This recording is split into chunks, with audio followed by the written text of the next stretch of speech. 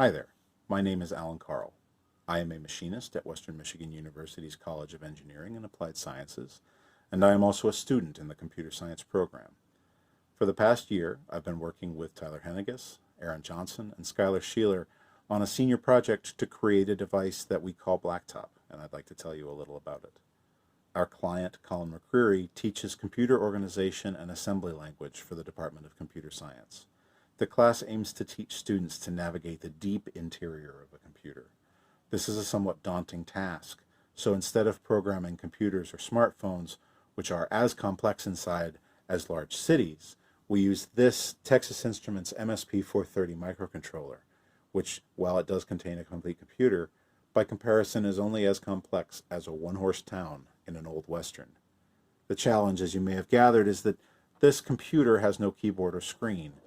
Even though we use it with this inexpensive programmer, the class has historically required each student to connect other devices so that they may interact with their programming assignments. This has created a problem for our client, as he needs to troubleshoot students' hardware on a case-by-case basis before he can help with the programming projects on which they are actually graded. My team worked with our client to build a solution to this troubleshooting issue, and the Blacktop circuit board is the result.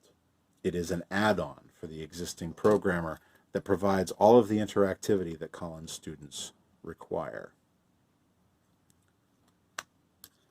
In one simple, compact package, it includes an MSP-430 microcontroller, a variable resistor and a button, a 4-digit 7-segment display, and an EEPROM memory chip, while still retaining access to the buttons and indicators that are already present on the programmer.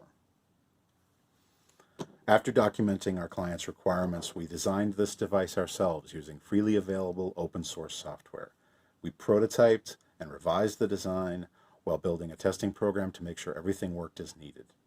We also built driver software and its own testing tools so that students could interact with the memory chip without having to learn its complex communication protocol.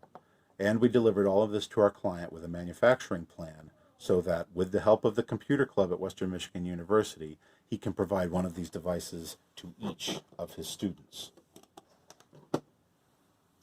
We've had an exciting year, and we're proud of this product. We're grateful to Dr. John Kappenga, Colin MacCreery, and the computer club for their unwavering support. And we appreciate you for taking the time to learn about our work. Thank you very much.